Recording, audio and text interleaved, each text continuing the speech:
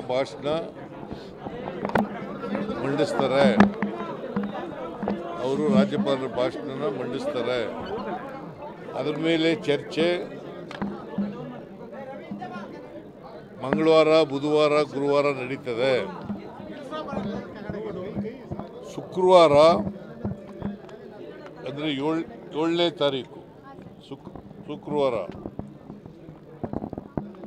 25-26ನೇ ಸಾಲಿನ ಆಯವ್ಯಯವನ್ನು ಮಂಡಿಸ್ತೇನೆ. 25-26ನೇ ಸಾಲಿನ ಆಯವ್ಯಯ ಮುಂಗಡ ಪತ್ರವನ್ನು ಮಂಡಿಸ್ತೇನೆ. ತಾಳೆಯ ಏನು ಒಳ್ಳೆ ಬೆಂಕಿ ಬಿದ್ದವನ್ನ ಗಡ್ತಿಲ್ಲ. ಅದರ ಮೇಲೆ ಚರ್ಚೆ ನಡೆದು ಅದಕ್ಕೆ ಉತ್ತರನ ಮಾರ್ಚ್ ತಿಂಗಳ ಕೊನೆಯಲ್ಲಿ ಕೊಡ್ತೇನೆ. ಗೊತ್ತಾಯ್ತಾ? ಆಮೇಲೆ ಎಷ್ಟು ದಿನ ನಡೆಸಬೇಕು ಅನ್ನೋದ್ರ ಬಗ್ಗೆ ಬಿಸ್ನೆಸ್ ಅಡ್ವೈಸರಿ ಕಮಿಟಿನಲ್ಲಿ ತೀರ್ಮಾನ ಮಾಡ್ತೀವಿ. ಇವತ್ತು ನಾನು ಬೇರೆ ಬೇರೆ ಇಲಾಖೆಗಳ ಜೊತೆಯಲ್ಲೆಲ್ಲ ಸಭೆ ಮಾಡಿದ್ದೀನಿ. ನನಗೆ ಕಾಲು ನೋವಾಗಿದ್ದರೂ ಕೂಡ, ಮಂಡಿ ನೋವಾಗಿದ್ದರೂ ಕೂಡ ಮನೆಯಲ್ಲೇ ಬೇರೆ ಬೇರೆ ಮೀಟಿಂಗ್ಗಳು ಮಾಡಿದ್ದೀನಿ. ಇವತ್ತು ಜಾಸ್ತಿ ಜನ ಬರ್ತಾರೆ ಅನ್ನೋದಕ್ಕೋಸ್ಕರ ಇಲ್ಲಿ ಬಂದಿದ್ದೇನೆ. ರೈತ ಸಂಘಟನೆಗಳು ಎಲ್ಲ ಮುಖಂಡರುಗಳೆಲ್ಲ ಬಂದಿದ್ದರು, ಅವರ ಅಭಿಪ್ರಾಯಗಳನ್ನು ಕೊಟ್ಟಿದ್ದಾರೆ. ನಾವು ಅವ್ರ ಸಲಹೆಗಳನ್ನು ಗಮನದಲ್ಲಿ ಇಟ್ಟುಕೊಂಡು ಬಜೆಟ್ ತಯಾರು ಮಾಡುವಾಗ ನಮ್ಮ ಇತಿಮಿತಿಯೊಳಗಡೆ ಯಾವುದನ್ನು ಸೇರಿಸಬೇಕು, ಯಾವುದನ್ನು ಸೇರಿಸಬೇಕು.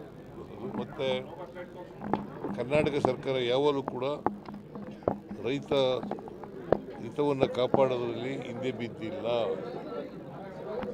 ಯಾವತ್ತೂ ಕೂಡ ರೈತರ ಜೊತೆ ಇರ್ತೀವಿ, ಕೃಷಿ ಬೆಳವಣಿಗೆಗೆ ನಾವು ಪೂರಕವಾಗಿರ್ತೇವೆ ಅಂತಕ್ಕಂಥ ಮಾತುಗಳನ್ನು ಈ ಸಂದರ್ಭದಲ್ಲಿ ಹೇಳಲಿಕ್ಕೆ. ಬೆಲೆ ಏರಿಕೆ ಜಾಸ್ತಿ ಆಗಿರೋದ್ರಿಂದ ಸರ್ ನಿಮ್ಮ ಮೇಲೆ ಎಕ್ಸ್ಪೆಕ್ಟೇಷನ್ಸ್ ಜಾಸ್ತಿ ಇದೆ. ಸಾಕಷ್ಟು ಬೆಲೆ ಏರಿಕೆ ಜಾಸ್ತಿ ಆಗಿರೋದ್ರಿಂದ ನೋಡೋಣ. ಈಗ ಬೆಲೆ ಏರಿಕೆ ಕೇಂದ್ರ ಸರ್ಕಾರ, ರಾಜ್ಯ ಸರ್ಕಾರ ಎರಡೂ ಮಾಡಬೇಕು. ಬೆಲೆ ಏರಿಕೆಗೂ ಕೇಂದ್ರ ಸರ್ಕಾರದ ಮೇಲೆ ಹೆಚ್ಚು ಭಾರ ಇರ್ತಕ್ಕಂಥದ್ದು. ಅವರು ಕೂಡ ಬೆಲೆ ಏರಿಕೆಗೆ ಒತ್ತನ್ನು ಕೊಡ್ತಕ್ಕಂಥದ್ದು ಮಾಡಬೇಕು. ನಾವು ರಾಜ್ಯ ಸರ್ಕಾರ ಏನು ಮಾಡಲಿಕ್ಕೆ ಸಾಧ್ಯ ಆಗ್ತದೆ ಅದನ್ನು ಮಾಡ್ತೀವಿ.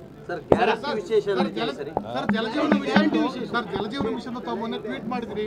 ಸೋಮಣ್ಣ ಅವರು ಕೌಂಟರ್ ಮಾಡ್ತಿದ್ದಾರೆ, ರಾಜ್ಯ ಸರ್ಕಾರ ಹಣವನ್ನು ಖರ್ಚು ಮಾಡಿಲ್ಲ, ಹಂಗಾಗಿ ನೀವು ಖರ್ಚು ಮಾಡಿದ್ರೆ ಹಣ ಕೊಡ್ತೀವಿ ಅಂತ ಹೇಳ್ತಿದ್ದಾರೆ. ಇಲ್ಲ, ಖರ್ಚು ಎಲ್ಲ ಮಾಡಿದ್ದೀವಿ. ಅವರು ನಾವು ನಮ್ಮ ವೇಗಕ್ಕೆ ಅನುಗುಣವಾಗಿ ಅವ್ರು ಮಾಡ್ತಾ ಇಲ್ಲ. ಕೇಂದ್ರ ಸರ್ಕಾರದ ಪಾಲನ್ನು ಕೊಡ್ತಾ ಇಲ್ಲ. ಹಾಗಾಗಿ ನಾವು ಅದನ್ನು ಟ್ವೀಟ್ ಮಾಡಿದ್ದೆವು. ಆಮೇಲೆ ಮೆಟ್ರೋ ರೈಲ್ ಇದೆಯಲ್ಲ, ಅದರ ದರ ನಿಗದಿ ಮಾಡ್ತಕ್ಕಂಥವರು ಕೇಂದ್ರ ಸರ್ಕಾರ ಅಪಾಯಿಂಟ್ ಮಾಡೋದು ಕಮಿಟಿನ. ಆ ಕಮಿಟಿನಲ್ಲಿ ಇಬ್ಬರು ಕೇಂದ್ರ ಸರ್ಕಾರದವರು ಇರ್ತಾರೆ, ಒಬ್ಬರು ರಾಜ್ಯ ಸರ್ಕಾರದವರು ಇರ್ತಾರೆ. ಅಟಾನಮಸ್ ಬಾಡಿ ಆದರೂ ಕೂಡ ಅದು ಮೆಟ್ರೋ ರೈಲನ್ನು ಕೇಂದ್ರ ಸರ್ಕಾರ, ರಾಜ್ಯ ಸರ್ಕಾರ ಎರಡೂ ಸೇರಿ ಮಾಡತಕ್ಕಂಥದ್ದು. ಬೆಲೆ ನಿಗದಿ ಮಾಡೋರು ನಾವು ಪ್ರಪೋಸಲ್ ಕೊಡ್ತೀವಿ, ಬೆಲೆ ನಿಗದಿ ಮಾಡಿ ಅಂತ ಹೇಳೋದು ಅಷ್ಟೇ. ಬಟ್ ಬೆಲೆ ನಿಗದಿ ಮಾಡ್ತಕ್ಕಂಥ ಕಮಿಟಿ ಇದೆಯಲ್ಲ, ಅವರು ಮಾಡೋದು, ಅದ್ರ ಚೇರ್ಮನ್ ಅಪಾಯಿಂಟ್ ಮಾಡೋರು ಕೇಂದ್ರ ಸರ್ಕಾರ. Retired high court judge of the Tamil Nadu. Sir, ಈಗ ಸರ್ ಅನ್ನ ಭಾಗ್ಯದು 5 ತಿಂಗಳಿಂದ ಬಂದಿಲ್ಲ ಹಣ, ಗೃಹಲಕ್ಷ್ಮಿದು 3 ತಿಂಗಳಿಂದ ಬಂದಿಲ್ಲ ಅನ್ನೋ. ಯಾರು ಹೇಳಿದ್ರು? ಬಂದಿಲ್ಲ 5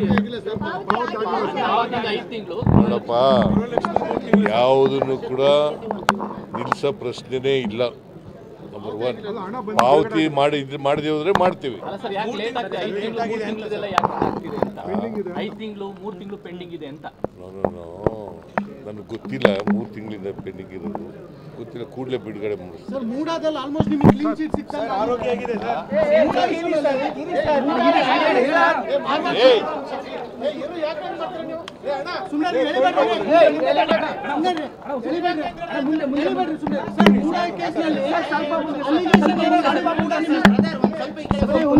ಅಲಿಗೇಷನ್ ಏನೇ ಮಾಡಿದ್ರು ಕೂಡ ಆಲ್ಮೋಸ್ಟ್ ಕ್ಲೀನ್ ಚೀಟ್ ಕೊಟ್ಟಂಗಾಗಿದೆ. ಲೋಕಾಯುಕ್ತ ಪೊಲೀಸರು ಗೊತ್ತಿಲ್ಲ, ನನಗೆ ಗೊತ್ತಿಲ್ಲ. ಆರೋಗ್ಯ ಹೇಗಿದೆ ಸರ್? ಆಗ್ತಾ ಇದೆ, ಪೇಯ್ನ್ ಕಡಿಮೆ ಆಗ್ತಾ ಇದೆ.